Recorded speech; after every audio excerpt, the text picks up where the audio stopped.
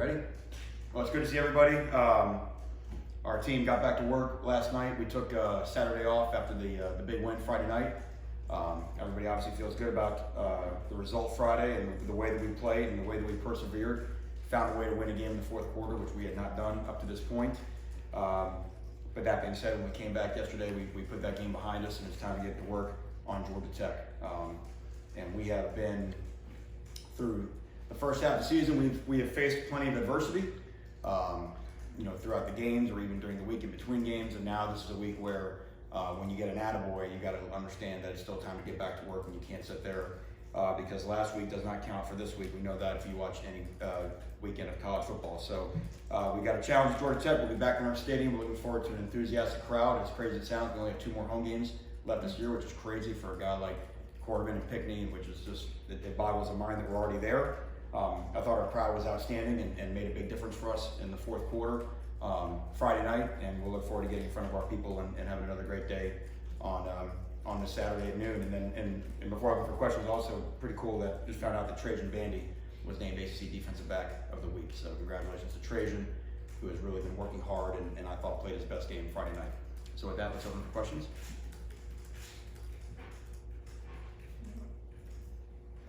Trajan, talk about him a little bit more and what he did well and how he's improved.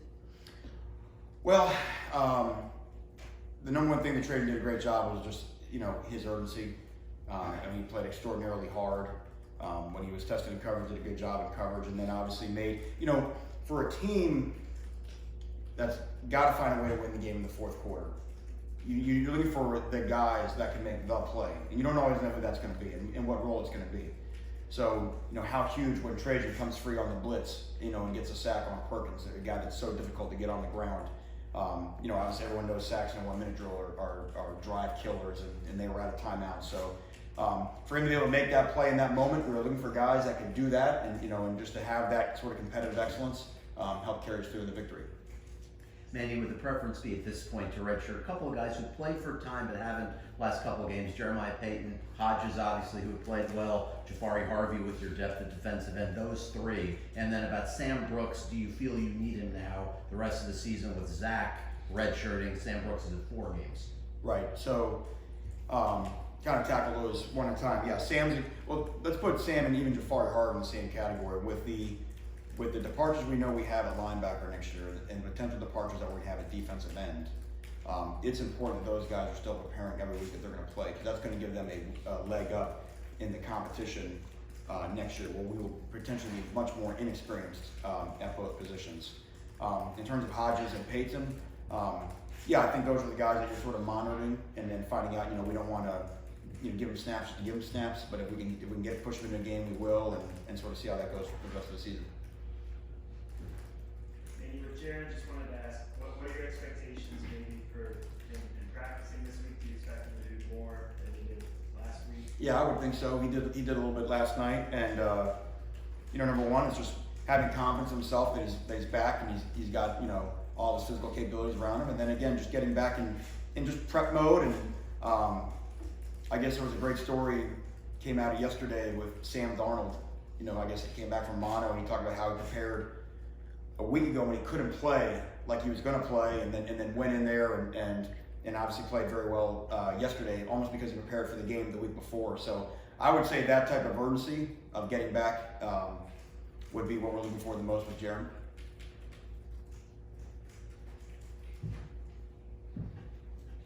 Manny, it seems like a couple of what people might say would be some of the more talented players on the roster. They've been playing, but they're playing a little bit more now. Rousseau, Mark Pope, obviously Silvera coming back from injury has been given a major role right away. Was there any philosophical push to get your most physically talented players on the field, or is that just a coincidence with each individual guy in that case playing more? Now, obviously I know Silvera was hurt, but he is playing quite a bit in his first 2 games as opposed to playing a little bit. Sure, that question's kind of dripping with narrative, right? There's already an idea that in terms of how you want to go with it. So number one, you mentioned 3 guys. 1 guy we couldn't play, he was hurt, right? So let's talk about 2 guys. Mark Pope has been a guy, I think Taylor Stubblefield has done a great job of developing him and understanding his assignments, understanding how to be a guy and who has improved every week. Again, when we talk about talent, the talent doesn't get a chance to show until you know what to do and you can do it full speed. And that's called player development. So what's happening with Mark Pope is player development. What's happening with Greg Rousseau is player development. Greg Rousseau did not have a great training camp. For just whatever reason, he didn't have a great training camp. He had a much better spring than training camp, and Greg knows that. And we have a very competitive situation at defensive end. So it doesn't matter if you can jump over a building or do all these other things. If you can't handle your assignments, you can't do it. It's hard to put that guy in and tell the other kid that's doing everything right, oh no, sorry, because he's physically more gifted. That's the exact opposite of how we've been branding this program, right? Hardworking guys that know what to do and do it full speed. Once Mark and Greg kind of reach that plateau, and they're still not 100% there yet, now I think their talent starts to speak. Man, just wondering, with Jaron on Saturday, was he available? I know you named Nicosi the starter on Friday night, sorry. I know you named Nicosi the starter on Wednesday. So was he available? What was the backup quarterback situation if something were to happen? Well, there was a package that we could have used for Jaron. There was a package we could use for Tate. There was a package we could use for Carson Proctor. And so it was all dependent on what the game was going on and what we felt like we wanted to do. Maybe just after evaluating Nicosi and the job he did Friday night, how do you feel like he did with getting the ball out quick, managing the pocket, making decisions, those kind of things? I think that's where you see the greatest development in how Danny knows his work with Nicosi Perry. And one of my favorite plays of the whole game was actually a shot we missed. And Virginia almost went down, they only rushed 3, and he, his read was from low to high and went from low to the dig. The dig wasn't there, and he still stayed in his pocket and kept the eyes down the field, which would not have been Nicosi or going. Part of that's just age and maturity and player development. And that's when he threw the post to KJ, and obviously we missed it by inches, but that was really 4 on that play, and to have the wherewithal to go through and get to number 4, potentially a big play. And obviously we want to hit our shots, which in our mind was a big storyline on Friday. We did not hit our shots, and if we had, there could have been a lot more separation on the scoreboard. But his ability, and now take it to the touchdown where he was very decisive at the end. Didn't like number 1 and said, I'm gonna put my head down and find a way to get in the end zone, and that was ultimately the play that really sealed the win for us. Manny, Tate Martell, how do you view him now as a receiver who can be used as a quarterback from time to time if needed? Where does he fit in with the other receivers, and do you foresee him sticking with the program? Tate loves Miami. Tate loves it here. We love Tate. Tate is a hardworking guy, one of the hardest working guys in our program. He is learning the nuance to playing wide receiver. There's just a lot to that. But he's also a team guy and can jump right back in and take snaps at quarterback, which is what he's done a week ago. And I think Tate's just enjoying being here, enjoy being in our program, and wants to be on a winning team and do whatever it takes to help us win. Thank you. I mean, I wanted to ask about Bubba. It seemed like he played more in this game and probably played better. What were your thoughts? Yeah, I agree with that. Yeah, I mean, again, Bubba's learning what to do more and now getting the game reps of doing it. And I thought he played very well when he was out there. Obviously, as I mentioned before, it brings us a lot of athleticism. A guy that's been in games and understands it. And in a game like Friday night, where some due to our own mistakes on defensively, where we had to play a lot of snaps to be able to roll some guys. There's some spots on defense we're not very deep. So to be able to add his depth in the secondary was crucial. And again, obviously with losing Amari, you just never know. I mean, DB now in this day and age, it's hard to finish a game with all your DBs. You just don't ever know what's going to happen. So Bubba's been a big shot in the arm for our defense. And then with Carter being disqualified, trying to make a play on the ball in the end zone, what's the message to the defensive backs going forward on plays, especially critical plays like that? Well, I've mentioned this before. No one coaches taking the head out of the tackle more than we do here at Miami. That is taught from when our guys step on campus from day one. It's a hard rule, and it's a hard rule to officiate. And I thought the rule was, we've asked for some clarification, because the issue is when you're talking about a rule that results in disqualification from a technique, that's very rare in all of sports, right? Usually get disqualified for some sort of unsportsmanlike behavior. It has to be something rash to get you kicked out of the game. The issue with Amari is Amari's had 2. The one in North Carolina, his eyes dropped, but he tried to pull out of the hit. The one on Friday night, he absolutely tried to pull out of the hit. And if you really watch on the TV copy, you watch in slow motion, and if you're looking at whose helmet hits whose head first, the receiver's helmet hits Amari in the head as Amari is trying to turn out and lead with his shoulder. And as a fussing ex-defensive coach, my question would be, where does a player safety favor the offensive player over the defensive player? Right, because if both guys have the right for the ball, I understand that the offensive player is deemed defenseless, and this is all by the rule. Everyone, they call it the right way. But if he's deemed defenseless, because he's going to catch the ball, but if my guy's going to catch the ball too, which he has every right to do, it's hard to say why one guy's player safety is valued over the other, which is what the defensive players think. Whether that's right or wrong. I'm just telling you how difficult it is to play DB in that time frame. What I wish happened, I wish the flag was thrown, and I wish the quarterback had to come out for a play. Because balls that are late over the middle, and if you throw a post in a post safety, there's going to be a collision, right? I mean, that's an avoidable play. There's a post safety there. Don't throw a post over the middle of the field. If Amari Carter's there, it's going to make a loud noise when that happens. So it's hard on a guy like Amari. We do not have a better human being on our football team than Amari Carter. He is as good of a kid as we have on this team, and so to feel like a bad guy, for what's happened to him this year, I think is unfair. But we all understand the rules of the game, and I think what we're doing is every year we're trying to refine the rule, the targeting rule, to try to make it more fair on the defensive football players. I mentioned before potential targeting 1, targeting 2. We have succeeded. We've taken the launch out of the game. The egregious hit that was really bad. I mean, the DB that would just absolutely go to waylay the guy, which was bad for ball and bad for everybody. That, to me, we've removed that from the game. We have won the battle of that. We have made the game safer to play. But to try to, those 50-50 bang-bang plays like that over the middle, when the receiver's body is this high off the ground, it's very difficult for those guys. I mean, it's just, and again, you target any lower, you're going through knees. And I don't know if anybody wants that as well. So it is what it is. It's very difficult, but I'm just standing by. I'm not going after the ruling or whatever, but I am just saying, I got to stand behind my guy. I got to stand behind Amari, because that's a hard duty. What have you liked recently out of some of your older guys, and who has stood out to you from a leadership standpoint? Well, I do know on defense that our leadership was much better this week. I think they understood the urgency, and I think they got the message. So again, obviously with defense, it's always going to start with Shaq. It's always going to start with Pigney. It's going to start with, again, like Bandy, Garvin. You gotta have guys that have to demand accountability from others. Offensively, that's still coming. I think Corey Gaynor's doing a great job with our guys up front.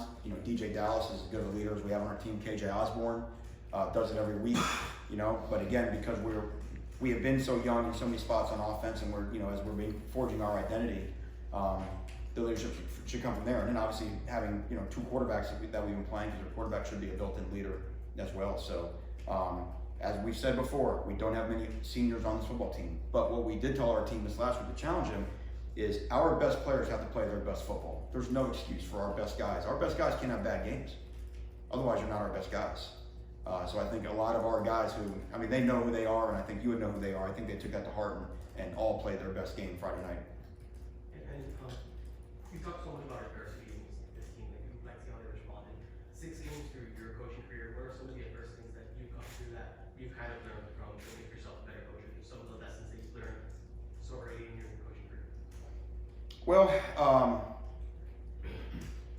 it's not something that you sit around and think about a lot. I mean, obviously what you're looking for is the team responding and playing with the how that you want them to play. Are they playing with the how?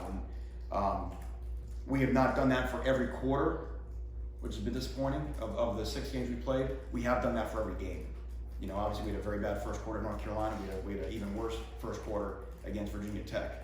I would say, other than that, maybe the second quarter against Central Michigan, I would say other than that, we have competed and played as hard as we can play through every other quarter throughout this season, which we knew. Year 1 was going to be about, the how, and we were going to take the pressure off the execution, because we heard so much about the execution. We were going to know that the execution was going to come. First-year quarterback, young offensive lineman, new offensive system. We knew the execution would increase with the team as time went on. So I think the biggest thing is just, it's no different than being a head coach or being a coordinator. You can't waver. You got to trust your plan. You have to understand your vision, and understand, no different than what the lesson the team learned on Friday night, which is if you stay after, the rewards come. You know, do we want them to come earlier? Of course we did. Are there things we all could have done better to try to win some of those games we didn't win? There was no question about that. But the guys have stayed the course, and they have found out that it's making us a difficult team to beat. You're making the most of your depth at receiver and defensive tackle. Is the thinking at those positions, like at receiver, to go 6 deep with significant playing time instead of 4 or 5, with defensive tackle go 5 deep instead of maybe 4? Is that because those 3 through 5 guys have done enough on the practice field where you feel they must be rewarded? Is it wanting to keep guys fresh, or both of those things? It's probably all of the above, but I think when you look at it, we don't ever go into a position saying, well, we only want to play blank amount of guys. The more guys we have that are game ready to go in, those guys get to go in. You know, and so it's fairly obvious we have some spots where we have more of those than we do others. Now, in a game like, there's nothing more challenging than chasing around Bryce Perkins for a front. And that's an example where if we could not roll our front, it would have been telling in the fourth quarter. We probably would have had a hard time. It's easy, you guys hard to get when you're rolling guys. So to be able to roll 9 guys on our defensive line to stay fresh, to chase a guy around like that was so monumental in our success. Well, there's 2 more questions for Coach. Manny, me? Right. Okay, I have a 1A, 1B. Okay, 1A is Virginia Tech. At Virginia Tech game, it looked like Nicosi got crushed in the helmet on one play that the officials looked at. And Right. Personally, I mean, I don't know. Did you talk to the officials about that? Because I couldn't understand why they did not call that targeting. And then the second part that has nothing to do with the first part is physically, how much better is Jaron than he was last week?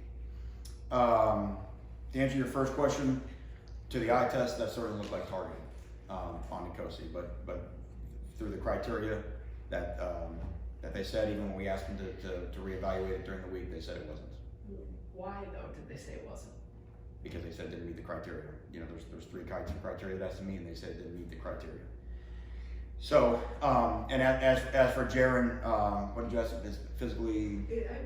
How much better is Jaron than he was last week? We'll find out Tuesday, because last night was just a light practice, so we'll know more Tuesday. I mean, I have to imagine he's better, so we'll see. I mean, I know we talked about this a lot, just the breakdowns in the secondary that happened earlier on. It seems like this last game was just that one play, the 49-yard right before the half. I wanted to get your take on what happened on that play, because it looked like DJ slipped going back, and at some point, I looked at the receiver just kind of left alone. I wondered what kind of happened. Yeah, because the guy who was supposed to run underneath that receiver didn't run all the way out there. He was on the numbers instead of in the flats on 3rd down and 14 or 15 or whatever it was. So if he had been there, the most depressing part of the play is Jonathan Garvin has whipped his man and is about to sack the quarterback, but because we leave the guy open, the ball goes to him. DJ slips on his break, and then it was a comedy of poor tackling angles that allowed the guy to cross the field, you know, and be able to make the play. So again, the guy should not have been open. It was but again, as you mentioned, it was obviously the only bad coverage breakdown down the field, but it was one at a critical time and ultimately gave him 3 points. I was going to say overall, I guess you feel better about maybe this game the way that they covered overall. I feel better, but we're still not there yet. I mean, there's still some plays that'll be made, and when I say plays be made, I mean there's a 3rd down, the quarterback throws the ball on a flat route, we got a flat corner. That's got to be a touchdown for Miami. And so just to understand still understanding the nuances of the coverage, and when this defense has always been built to maximize our playmaking ability, whether that's through turnovers or TFLs or sacks or whatever, and I don't know, and again, part of it is just youth, and when you're young, you're trying to memorize it all instead of really understanding, okay, they called this, oh man, please throw this route, please, oh it's happening, you know what I mean, and when we get that, that I think this thing goes to a different level. Great. Thank you, everybody.